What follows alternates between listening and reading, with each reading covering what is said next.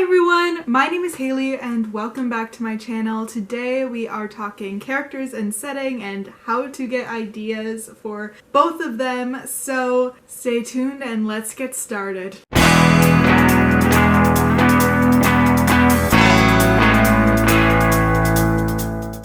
Before I forget, this is the third video I've done on my Preptober series. The first was a Preptober checklist, kind of going over 6 tips on how to get started with your Preptober. I know it's almost the end of October. Nanowrimo is literally just a few days away. So honestly, I feel like it's some pretty good content and some good tips, so if you're struggling with your Preptober, go ahead and watch that video up above.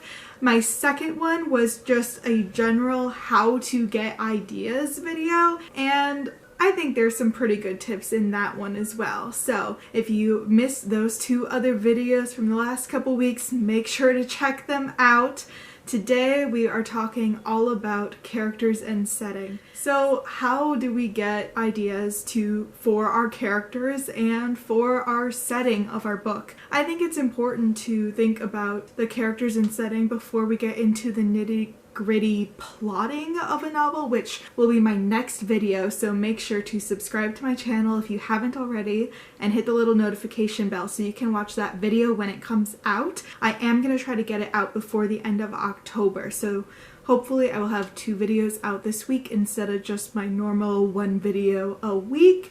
So make sure that you are all set up for that so you don't miss out. One of the tips I went over in my checklist video was creating some type of notebook that you can jot down ideas and basically answer any questions you have. When we're talking about creating characters and setting, I think one of the most important steps that you can take to creating ideas is to have somewhere to jot down those ideas. For me, it is between my notebook, my Scrivener. I even downloaded Campfire Blaze, the beta thing. Well, not downloaded because it's a website, but I used it, at least the features that are available right now, to start my general brainstorming. I really like the Campfire Blaze because it allowed me to have like little drop down buttons and like pick and choose which questions I want to answer for a particular character or setting idea type of thing. So I'll go over my notebook first. Basically, the first couple pages I will go over once we're actually like in Nanowrimo because it's just word count goal, everything like that. I am planning on writing 5 days a week instead of the writing every day, 7 days a week type thing. So that was just my first couple pages was 2,500, was writing down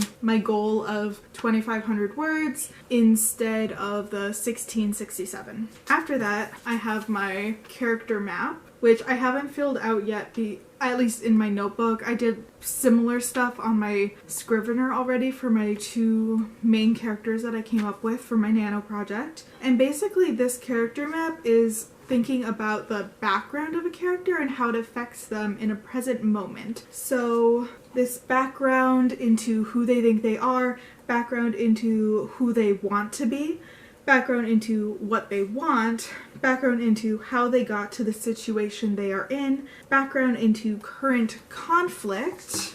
And you might think to yourself, oh, conflict, that's getting into plotting. I thought you said characters before plot. I think that I do characters and setting before plot because it helps me come up with the plot. I think if you don't have an idea of who the people are that are going to be enacting this quest or journey or whatever it is that you're writing about, then you won't be able to fully have a grasp of that plot while you're writing.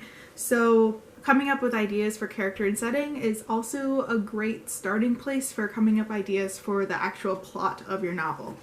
So after that, I have background into what they think will solve the conflict and background into what the fatal flaw of your character is, and why they will or will not succeed at the end of the novel. After that page, I just have like general jotting down of character descriptions, because I'm the type of writer who describes someone in detail and then I completely forget and I have to go all the way back and find where it is. So I have like eye color, height, hair, race, unique features that might differ them from the crowd, help make them more, unique, like I said. And I put that into 3 sections, so like a protagonist, the helper character, and the antagonist. And as I'm recording this video, I still don't really know who my antagonist is yet, but I do have my protagonist and I do have my helper B-story character if you're going with the save the cat method, which is what I'm attempting for this Nanowrimo. I think a big thing about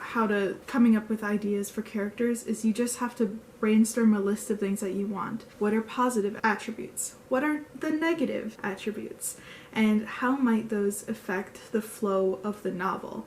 Your character has to have some part of them that needs to change, or that they're resistant to changing, in order for them to be like really compelling throughout the progression of the story, because there usually has to be some character arc or some change that the character must overcome. And that's part of the reason that we read novels, is to see the character grow and change throughout the course of a novel. So thinking about those internal conflicts and those external conflicts of a particular character could actually help you formulate the premise for the novel that you will be writing. After you've come up with a general perception of who your main characters might be, it's time to think about the setting and where you want your novel to take place. For mine, personally, the first part is set in this alien world, so I have a lot of world building to do, and I still do.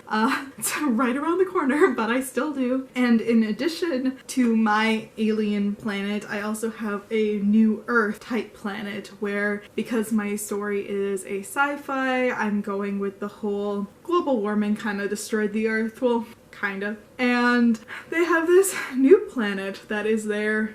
I'm using so many quotation marks in this video. Oh my gosh. Anyways, the point being, this utopia planet is where my character ends up going when the Earthlings invade her home planet, because she's a human on an alien planet, and I'm not going to give anything else away. Anyways, a lot of world building for mine. But the tips I'm going to give and the questions that I would have you ask for your own world building and coming up with ideas for setting can be applicable to stories that are in an alien world, or a magical world, fantasy world, or in a realistic Earth, particular street, downtown Manhattan type stories. So in my journal, I wrote, since I'm going with a save the cat method, I am depicting the Act 1 world. So that would be where the character starts out, the familiar world that the character is associated with, and will eventually have to leave, going into Act 2 and the unfamiliar. So I have like name, characteristics, where is it in the universe? If it's on Earth, you'll just say Earth for this one. What is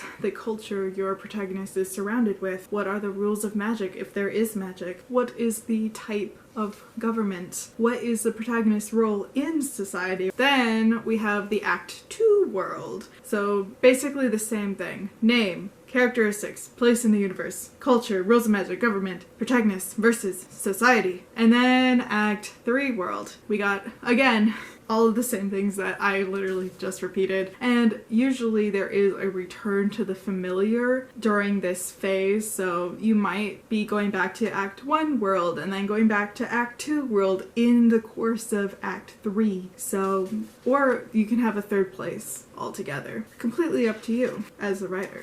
Then in my notebook, I just put like an extra notes page. And finally, when we're gonna go into the beat sheet, which is my plotting video that will be coming up, but I'm not gonna use my notebook for that one. I'm gonna show you how I came up with my beat sheet using Scrivener. So what happens when you're at a loss of ideas, or you're feeling really stuck about who your characters are, where your characters should be? key. All of those like nitty-gritty things that if you can figure out before you start writing can be super helpful, but also if you don't figure out before you start writing isn't the end of the world. So for my last novel that I wrote, my settings are all over the place and I still need to narrow down and define where exactly is taking place, except for like a few key places in like Florida and this whole other dimension. Well, 2 other dimensions. Those are set. It's where the characters are initially from at the beginning of the book that is all in a whirl because I did it very poorly at the beginning. I don't know where I was going with that. Point being, I am getting somewhere with this. If you are at a loss of ideas or you're feeling stuck, don't panic is my number 1 tip for you. It's very easy to get stuck at the very beginning stages of planning a novel. So don't worry. It'll come to you eventually. What you really need to do is just sit down with your notebook or your computer and free write. Free write. I feel like that is one of the best things that have helped me come up with ideas. Either that or like meditating and dreaming. When I go to bed, sometimes I tell myself, okay, I'm gonna dream about my story and I'm going to figure this out in my dream, and sometimes I do dream about it and I come up with a pivotal plot point or a pivotal key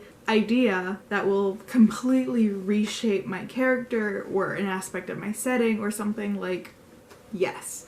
But if you're not a dreamer, brainstorm. You don't have to keep with every single idea that came across you in a single free writing session or a single moment in time or like a passing thought, right? You can change your mind. And I think the more combinations of things that you come up with, or even like listing out all the stupid ideas that you think are personally so stupid, nobody in their right mind would ever do that ever because it's stupid. Take a breath. Get it all out of your system, and maybe one of those stupid ideas might not be so stupid. So if you are feeling stuck and are having trouble coming up with ideas, make sure to rewatch my How to Find Ideas video, because all of the tips that I listed there can easily be applied to feeling stuck when you're thinking particularly of characters and setting for your book. Other than that, keep asking yourself questions. There are a ton of sites probably and other resources that you can use, like Campfire Blaze or Scrivener or whatever, that you can fill in the blanks. Just come up with random things, do it a few times, figure out the combination of traits that make your character until they come alive, and then you have your character. And same thing with the world. Just keep doing a combination until you feel that your world is living. That's it for me today on my How to Find Ideas for Characters and Setting video. Make sure to like and subscribe to my channel if you haven't already. I will be making a Plot With Me Save the Cat video that should be coming up also this week, so hit that little notification bell and don't miss out. Please make sure to leave a comment in the comment section below. Tell me how you find ideas for your characters and setting. Do you find setting first? Do you find characters first? Or do you plot first and find your characters and setting later? Honestly, there's no wrong answers for how you do things. I am just sharing what I am doing for this particular project. I've done it differently in the past myself. So without further ado, I will see you soon, and ciao!